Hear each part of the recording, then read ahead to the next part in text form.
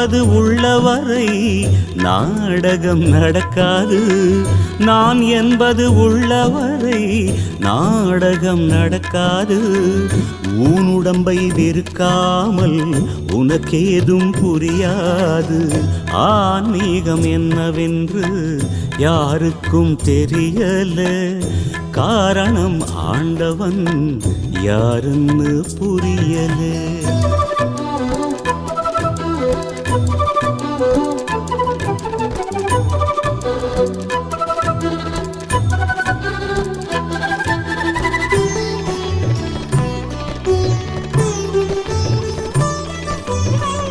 காசியில் நீ குடிச்சாலும் வாசியை நீ புடிச்சாலும் சக்தி தரும் மந்திரங்கள் 1000 நீ படிச்சாலும் ஆசை குணம் அடங்காமல் ஆண்டவனும் தெரியும்.